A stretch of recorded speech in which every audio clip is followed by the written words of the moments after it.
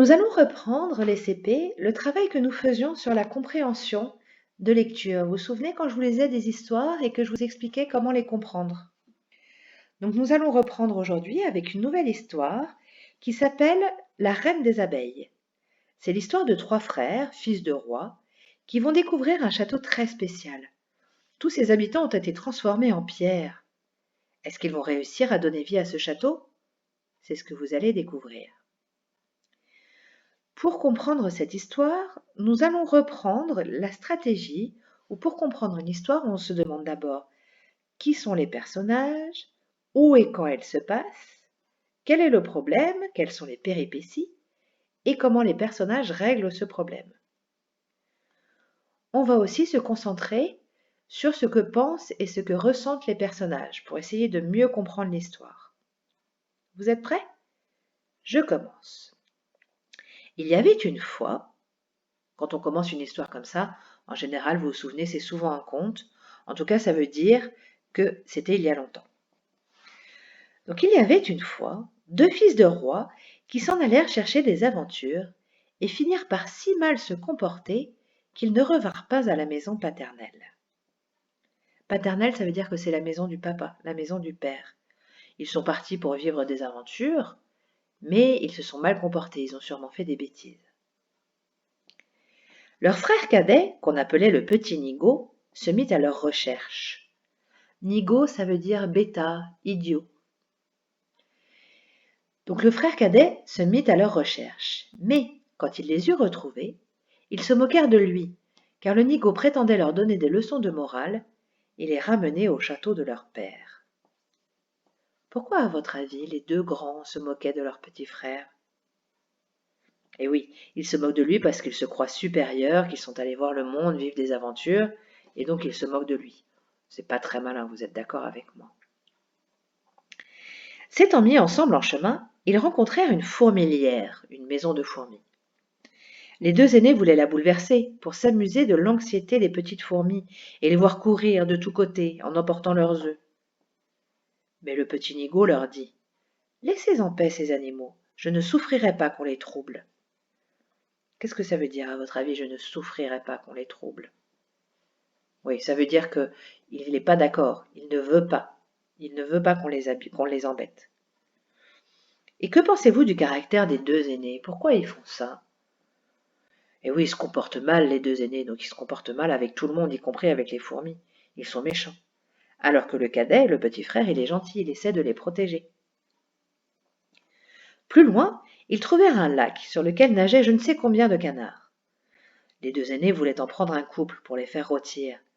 Mais le jeune s'y opposa en disant: Laissez en paix ces animaux, je ne souffrirai pas qu'on les tue. Là encore, je ne souffrirai pas qu'on les tue, ça veut dire qu'il n'est pas d'accord, il veut pas. Il s'oppose à ses 2 frères en disant: Non, non, non, non, non, vous ne les embêtez pas. Plus loin encore, ils aperçurent dans un arbre un nid d'abeilles, si plein de miel qu'il en coulait tout le long du tronc. Les 2 aînés voulaient faire du feu sous l'arbre pour enfumer les abeilles et s'emparer du miel. S'emparer, ça veut dire prendre. Hein. Ça veut dire, oui, prendre. Mais le petit Nigaud les retint et leur dit: Laissez ces animaux en paix, je ne souffrirai pas que vous les brûliez. À nouveau, les 2 grands frères veulent faire du mal aux animaux, et le petit s'oppose à eux et sauve les animaux. Enfin, les 3 frères arrivèrent dans un château, dont les écuries étaient pleines de chevaux changés en pierre. On n'y voyait personne. Que s'est-il donc passé dans ce château? Qu'est-ce qui s'est passé? C'est bizarre, hein, vous êtes d'accord? Les chevaux en pierre et il n'y a personne. Peut-être qu'une sorcière a jeté un maléfice, un sort, un mauvais sort, un sortilège sur le château, un envoûtement. On comprend une fois de plus, c'est un nouvel indice pour dire que c'est un conte. Il s'y passe des choses inhabituelles et qui n'existent pas dans la réalité. Dans la réalité, des chevaux ne peuvent pas être changés en pierre, bien sûr. Continue. Ils traversèrent toutes les salles, donc le ils, c'est les frères, hein, bien sûr, les 3 frères. Ils traversèrent toutes les salles et parvinrent à la fin devant une porte fermée par 3 serrures. Au milieu de la porte, il y avait un petit guichet par lequel on apercevait un appartement. Ils y virent un petit homme à cheveux gris, assis devant une table. Ils l'appelèrent une fois, 2 fois, sans qu'il parût entendre. À la troisième, il se leva, ouvrit la porte et sortit au-devant d'eux. Puis, sans prononcer une parole, il les conduisit à une table richement servie, et, quand ils eurent bu et mangé, il les mena chacun dans une chambre à coucher séparée. Le lendemain matin, le petit vieillard vint à l'aîné des frères, et lui faisant signe de le suivre, il le conduisit devant une table de pierre, sur laquelle étaient écrites 3 épreuves dont il fallait venir à bout pour désenchanter le château.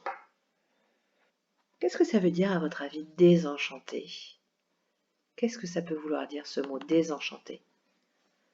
Désenchanter, c'est enlever l'enchantement. C'est-à-dire qu'il y avait un sort, donc là, il faut faire des épreuves pour que le sort disparaisse et que le château se remette à vivre. La première épreuve était de chercher dans la mousse, au milieu de bois, les 1000 perles de la princesse qu'on y avait semées. Ah, qu'est-ce qu'on apprend là dans cette phrase? Qu'il y a une princesse. On apprend qu'il y a une princesse dans le château. Et oui, comme il s'agit d'un conte qui se passe il y a longtemps dans un château, il y a souvent une princesse dans ces cas-là. Donc l'épreuve, si le chercheur n'avait pas trouvé toutes les perles avant le coucher du soleil, sans qu'il en manquât une seule, il serait changé en pierre. Ah, tiens, on comprend comment tout le monde a été changé en pierre. Et lui aussi, il risque d'être changé en pierre.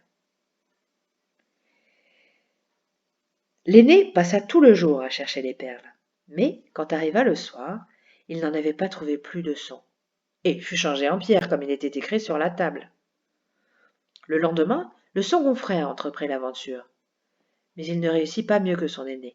Il ne trouva que 200 perles, et il fut changé en pierre. Enfin vint le tour du petit Nigaud. Il chercha les perles dans la mousse, mais comme c'était bien difficile et bien long, il s'assit sur une pierre et se mit à pleurer. Pourquoi pleure-t-il à votre avis? Ah, excusez-moi, je vous ai pas mis le texte. Hop. Pourquoi pleure-t-il à votre avis? Eh oui, il pleure parce qu'il se rend compte qu'il n'arrivera pas non plus à trouver les perles. Et il sait qu'il sera aussi transformé en pierre. Donc il est un petit peu inquiet et il est un petit peu découragé. 1000 perles à trouver, c'est vraiment beaucoup. Il en était là quand le roi des fourmis, auquel il avait sauvé la vie, arriva avec 5000 de ses sujets, et il ne fallut qu'un instant à ces petits animaux pour trouver toutes les perles et les réunir en un seul tas.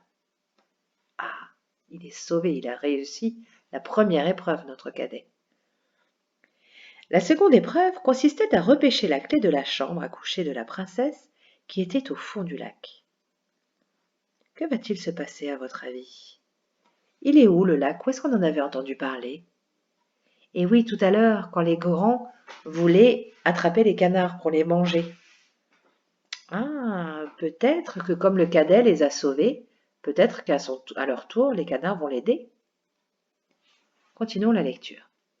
Quand le jeune homme approcha, les canards qu'il avait sauvés vinrent à sa rencontre, plongèrent au fond de l'eau et en rapportèrent la clé. Hop, excusez-moi.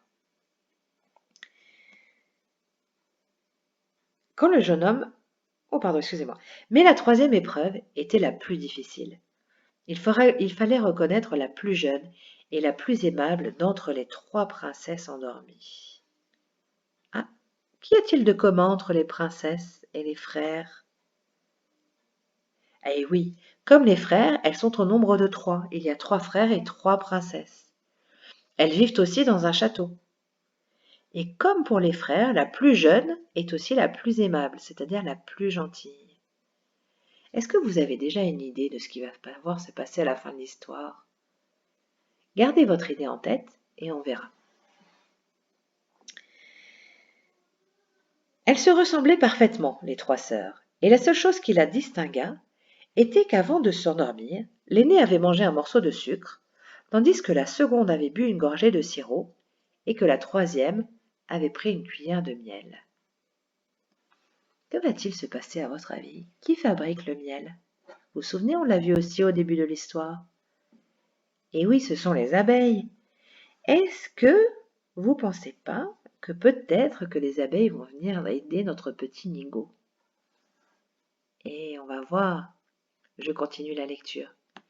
Mais la reine des abeilles, que le jeune homme avait sauvée du feu, vint à son secours. Elle alla flairer, c'est-à-dire sentir, la bouche des 3 princesses et resta posée sur les lèvres de celle qui avait mangé du miel. Le prince la reconnut ainsi. Alors, l'enchantement étant détruit, le château fut tiré de son sommeil magique, et tous ceux qui étaient changés en pierre reprirent forme humaine. Le prétendu Nigo, prétendu ça veut dire que c'est ce qu'on pensait, c'est qu'on l'avait désigné comme Nigo. Mais est-ce que vous pensez qu'il est vraiment Nigo, vous? Non, il n'est pas Nigo, moi je pense qu'il aime s'occuper des animaux, il est gentil, mais c'est pas pour ça qu'il est bête. Donc, le prétendu Nigo épousa la plus jeune et la plus aimable des princesses, et il fut roi après la mort de son père. Quant à ses 2 frères, ils épousèrent les 2 autres sœurs. Quel est le message de cette histoire à votre avis? Donc c'est un conte, vous vous souvenez, dans un conte, il y a une morale. À votre avis, quelle est la morale de cette histoire? Qu'est-ce qu'on peut en penser? Et oui, que quand on se comporte correctement dans la vie, quand on aide les animaux, quand on est respectueux et attentif aux autres, on sera récompensé. Et cette récompense, ce sera qu'on aura une vie plus heureuse, car on méritera des choses belles et de rencontrer des gens qui seront à leur tour gentils. C'est ainsi que le plus jeune, le plus gentil, épouse la princesse la plus gentille, la plus aimable. Chacun est récompensé pour sa bonté, sa gentillesse. Voilà donc la morale de l'histoire. Donc, la prochaine fois, demain, on travaillera pour réfléchir de qui parle cette histoire, quand est-ce qu'elle se passe, où, quel est le problème du prince et comment il règle ce problème. À demain pour la suite.